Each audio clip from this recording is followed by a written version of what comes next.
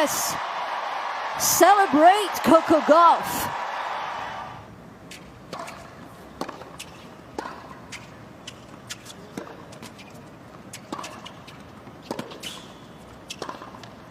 Coco Gauff silences every last hater with the most epic Miami Open comeback you've ever seen. And she's just getting started. Take that, haters. Where are you now? Honestly, thank you to the people who didn't believe in me. 2 weeks ago, I won a 1,000 title, and people were saying that was the biggest it was going to get. So 3 weeks later, I'm here. Welcome back to Chatterbox, the one and only place on the internet where we give you the hottest, most explosive, most jaw-dropping sports updates without holding anything back. If you have been anywhere near a tennis forum, a sports Reddit thread, or literally any corner of social media over the past few weeks, then you already know the noise has been absolutely deafening. They said Coco Gauff was slipping. They said her best days were already behind her at the ripe old age of 22, which is honestly one of the most ridiculous sentences ever typed by human fingers on a keyboard. They claimed she could only serve up double faults these days, that her mental game was crumbling, that the pressure was getting to her, that she was destined to crash out in the very first round of the Miami Open, and that she should probably just pack her bags, wave goodbye to the crowd, and quietly disappear into irrelevance.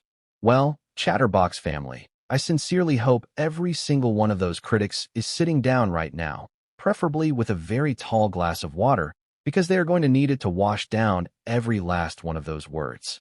Coco Gauff did not just ignore the noise. She did not just push through it. She took every piece of toxic negativity, every cruel comment, every dismissive tweet, compressed it all into premium rocket fuel, and then used it to absolutely incinerate the competition at Hard Rock Stadium in Miami. And she did it all in her own backyard, in front of her hometown crowd, with the whole world watching. Buckle up, because this story is everything. Let's set the scene properly, because context is everything when we are talking about moments this monumental. Coco Gauff grew up in Delray Beach, Florida, which puts Miami practically on her doorstep. This is her home. These are her courts. And you would think that would be a massive advantage, a comfort, a warm, familiar embrace from the sport she loves. But any athlete worth their salt will tell you that playing in front of your hometown crowd is one of the most psychologically brutal experiences in professional sports. The weight of local expectation is crushing. Your family is in the stands.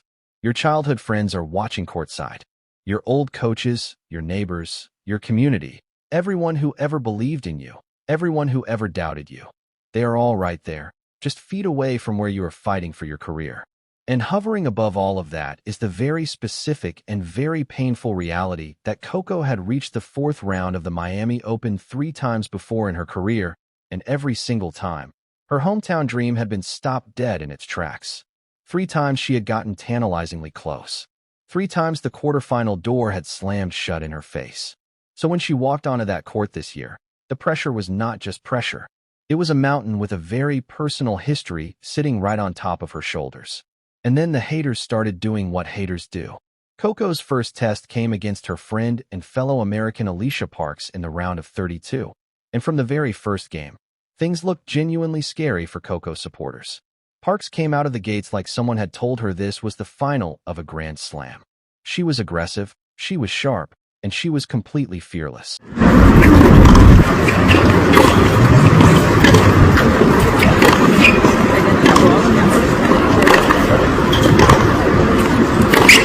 She broke Coco's serve and never looked back in that opening set, storming through it with a brutal 6-2 scoreline that left the Miami crowd shifting uncomfortably in their seats. You could almost feel the collective anxiety rising through the stadium like a wave. Wow. You just know That was a rocket! I told you so crowd was already warming up their fingers. The critics who had been sharpening their knives for weeks finally felt the wind in their sails. A famous number 1 seed crashing out in the round of 32 against a compatriot would have been the story of the tournament. It would have been loud, ugly, and absolutely relentless. The narrative was already being written in real time. But that is precisely where the story of a true champion diverges from the story of everyone else. Because champions do not panic when they get punched in the mouth. They do not spiral into self-doubt and start making reckless errors trying to force the comeback all at once. What they do, what Coco did in that moment, is something far more sophisticated and far more impressive. She paused. She assessed. She identified the exact problem. She was playing too defensively, sitting too far behind the baseline, letting Parks dictate the rallies and control the tempo of the match. And then, with the calm and clarity of someone who has been in pressure situations 1,000 times before, she made a decision. Cîrstea is not the kind of opponent you can afford to take lightly on any surface, on any day, under any circumstances. Congratulations, Sarana. That was a very hard-fought win. Take us a little bit through the match. How was it for you? Yes, it was definitely a very... She has been a professional since 2006. She has competed at the highest level of the sport for nearly 2 decades, and she announced before this tournament that this would be her final season on the WTA Tour before retiring. That detail matters enormously, because when a player is in their final year, playing their farewell tour of the sport they dedicated their life to, they play with a kind of freedom and ferocity that can make them almost impossible to contain. Cîrstea had nothing to lose and everything to celebrate. She was leaving it all on the court, every single match, with the kind of joyful desperation that makes veteran athletes genuinely dangerous. Coco knew this. The crowd knew this. And still, none of it was enough to stop what was coming. Coco came out swinging in the first set, playing with the kind of controlled aggression that had dismantled Parks so comprehensively. She broke when she needed to, held when it mattered, and closed out the first set 6-4 with composure beyond her years.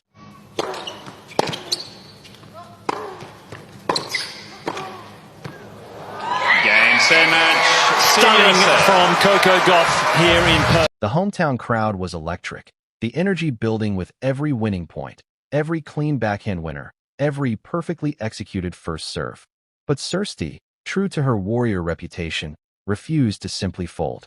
She regrouped during the changeover, adjusted her game, started going bigger on her ground strokes, and came back in the second set with a completely different intensity. She took the second set 6-3, and just like that, the match had completely reset. 1 set apiece. A deciding third set to determine who was moving on and who was going home. For the third time in her Miami Open career, Coco Gauff was standing at the edge of the cliff, 1 set away from either conquering her ghost or being haunted by it for another year. And here is where Coco Gauff became something more than a great tennis player. Here is where she became a story. Because what she showed in that third set was not just skill or athleticism or even tactical intelligence. What she showed was a level of mental resilience that you simply cannot teach, cannot coach, and cannot fake. She started the decider with 3 consecutive holds of serve, racing out to a 3-0 lead before Cîrstea could even find her footing. The crowd was roaring. The momentum was entirely in Coco's favor. And then something completely unexpected happened that had nothing to do with tennis at all. A fan in the stands became unwell and required medical attention. Play was stopped. The match was suspended for a tense, uncomfortable 10 minutes while medical staff attended to the spectator.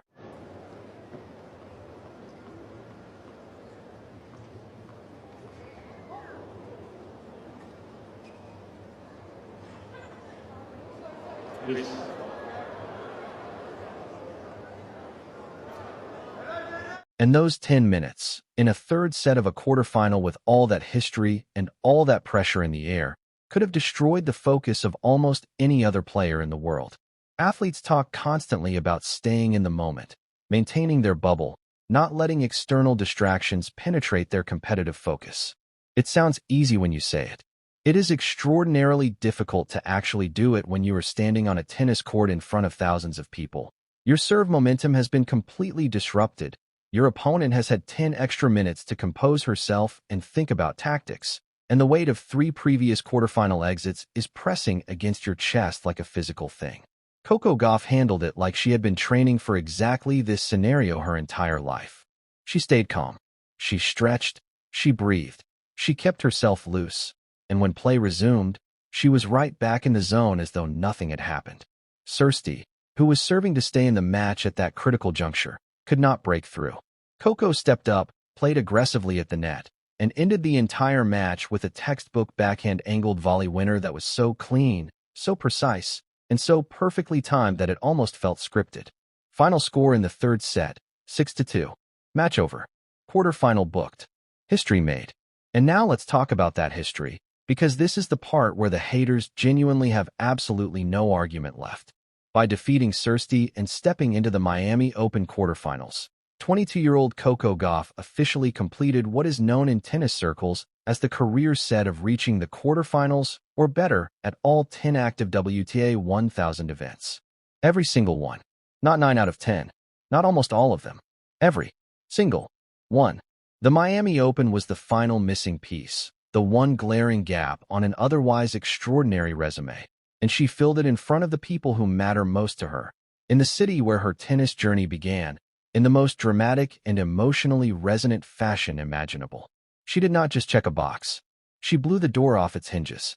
But here is what gives every Coco Gauff fan enormous reason for confidence going into that quarterfinal. Their head-to-head record sits at 4-2 in Coco's favor. Coco has beaten Bencic before on big stages, in big moments, when it mattered most. And beyond the statistics, beyond the head-to-head numbers, Coco Gauff right now looks like a player who is operating on a completely different frequency from everyone else at this tournament. The way she identified and fixed her tactical problems against Park's mid-match, the way she maintained her mental composure through a disruptive medical delay against Cîrstea, the way she executed under pressure when it mattered most. These are not the performances of someone who is slipping. These are the performances of someone who is ascending, who is growing in real time, who is figuring out exactly what she needs to do to become the most dominant player in women's tennis for the next decade. And let's zoom out for just a moment and appreciate the bigger picture of what Coco Gauff represents, because it is genuinely extraordinary when you step back and look at it properly.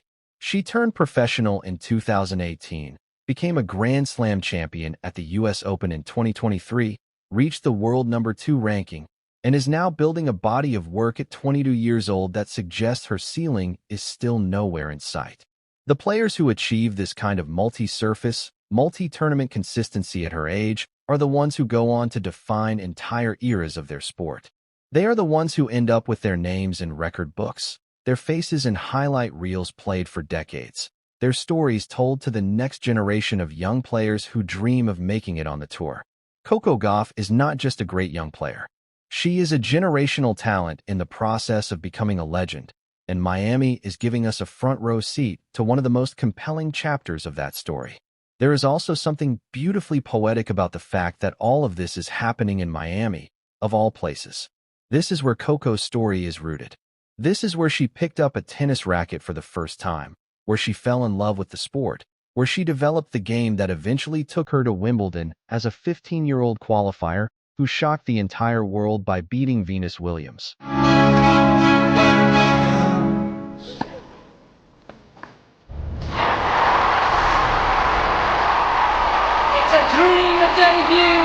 Where she developed the mental toughness that carried her to Flushing Meadows and a Grand Slam title in 2023. Coming back here and completing this particular piece of history on this particular stage, in front of this particular crowd, feels less like a coincidence and more like a story that was always meant to be told this way. Champions have a way of writing their most meaningful chapters in the places that mean the most to them. Coco is writing hers right now, and every game, every set, every comeback, every clutch volley winner is another line in what is shaping up to be an absolutely beautiful narrative. Now let's address the critics one more time, because honestly they deserve a proper send-off at this point. The people who spent the past weeks claiming Coco was finished, that she had peaked, that the pressure was too much, that she should lower her expectations and manage her ambitions. Where are you right now? Seriously, come out wherever you are. The woman you wrote off just completed the career set at all 10 WTA 1000 events. The woman you dismissed just staged one of the most complete mid-match tactical turnarounds you will see all season.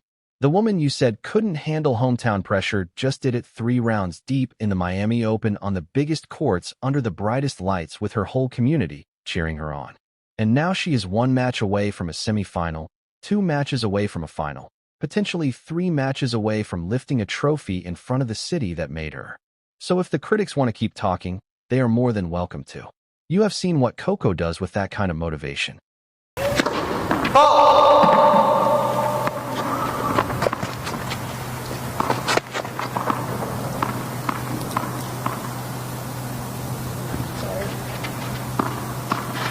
She converts it into wins, and at this point the conversion rate is looking extremely healthy.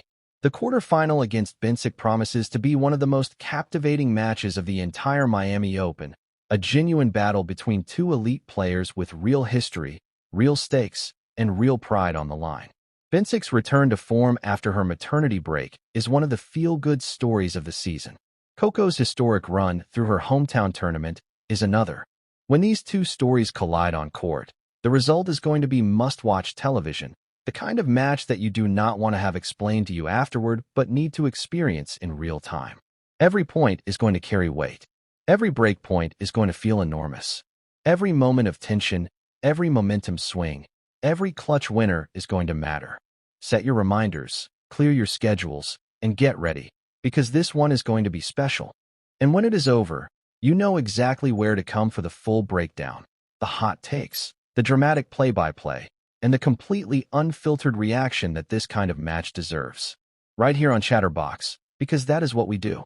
We show up, we bring the energy, we give you everything you need to know with the passion and the drama that the sport deserves, and we never, ever let you miss a moment of the stories that matter. So Coco, if by some miracle you are anywhere near the internet and any of this reaches you, keep going. Keep proving them wrong. Keep shutting them all down, one match at a time, one backhand volley winner at a time, one historic milestone at a time. Go get that trophy. Bring it home to Miami. You have earned every single second of this moment, and this city, this community, and this fan base is right behind you every step of the way. All right, Chatterbox family, that is everything you need to know about the most exciting story in women's tennis right now, and honestly one of the most compelling sports stories of 2025 full stop. I want to know what you think. Is Coco going all the way in Miami? Can Bencic stop her? Or is this simply Coco's tournament to lose? Are the haters finally going to go silent? Or is there still more proving left to do? Drop all your hottest takes, your predictions, your reactions, and your wildest thoughts in the comments section right now, because I genuinely cannot wait to read everything you have to say about this. If you love this video, smash that like button so hard your phone feels it. And if you are somehow still watching Chatterbox without being subscribed, today is the day you fix that. Hit subscribe, turn those notifications all the way on, and never miss a single update. I will be back the moment Coco's quarterfinal ends with a full post-match breakdown, so stay close. I will see you in the next one. Let's go, Coco.